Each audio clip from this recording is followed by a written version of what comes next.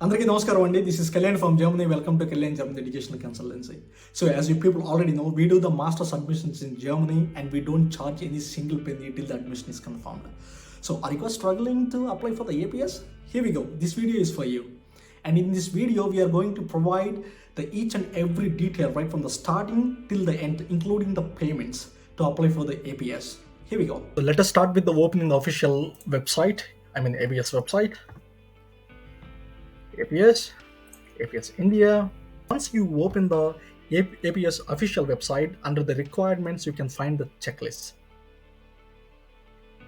And scroll down here. If you are applying for the masters, then you need to download the checklist under the graduates or postgraduates.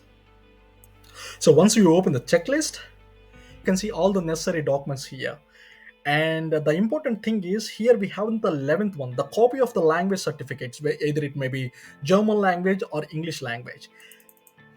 So submitting the German language or the English proficiency is only a voluntary function. It's not mandatory. We got the APS certificates for the lot of students without providing the German language certificates or English proficiency certificates. If you still want to have a confirmation whether the German language or IELTS or TOEFL is required to apply for the APS or not, so here we go.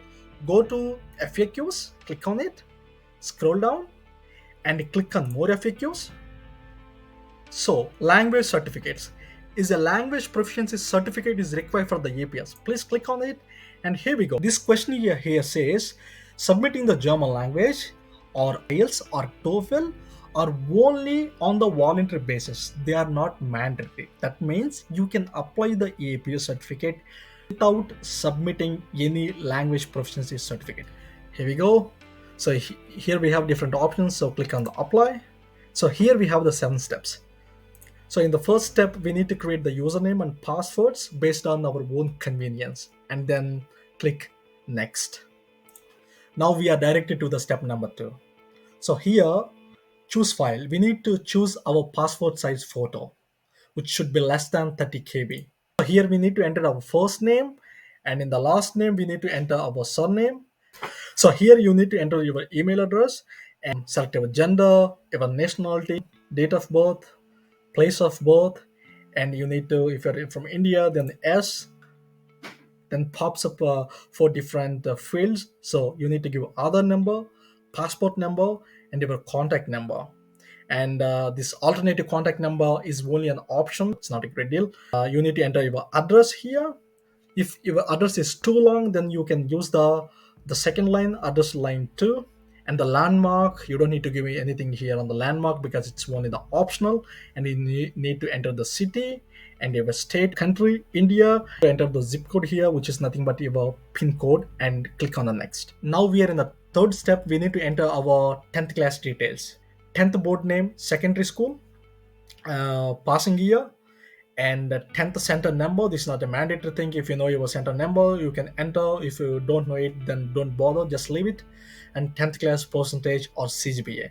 You need to enter the class 12 details. So and the board name, the passing year, center number. If you don't know it, then simply skip it. And 12th percentage. And you don't need to enter this JEE main score and JEE advanced score. Here you need to enter the diploma board details only if you've done your diploma. Otherwise, simply leave it. Click on the next. So here we go. We are on the 4th step. So in the 4th step, we have 2 options. So bachelor's education status. If you already completed the bachelor's, simply click on completed bachelor's. If you are still studying the bachelor's, then first option. And you need to enter all the details accordingly. So here we have 2 options, bachelor's university name and bachelor's college name. You have to enter either one of the fields. You cannot enter the both fields. So in this case, you can simply go with the bachelor's college name. As an instance, if you have completed mechanical engineering, then you need to enter here the mechanical engineering, and here bachelor's duration, that may be 3 years or 4 years. So based on your certificates. And the bachelor's specialization, you can simply repeat here, like mechanical engineering, and bachelor's passing year, bachelor's percentage, and bachelor's CGPA. In our certificate, it is only mentioned the CGPA, then enter the only CGPA, or else on your certificate, if it is written percentage, then only enter the percentage. The bachelor student ID, if you know it, you can enter it, otherwise you can simply leave it. And bachelor student passwords, you don't need to enter anything here, and give the bachelor's professor's email. If it is possible, please enter the head of the department. So after your bachelor's, if you have completed your master's, then please enter all the master details here accordingly, otherwise simply leave it. As we already discussed in the previous step, so if you have completed the diploma, then only enter the diploma details here, otherwise simply leave it and click on the next. This step 5 is only important for the students who wants to study bachelor's in Germany. So if you are applying for the master's admissions in Germany, simply leave the complete step, click on the next. Now we are on the 6th step. It's called language details. It is very important to understand each and every student. Now when we are applying for the APS, the submission of English proficiency, so whether it may be TOEFL or IELTS, is only an optional thing. It's not a mandatory thing. If you have already IELTS or TOEFL, you can simply click on English and you can give TOEFL or IELTS.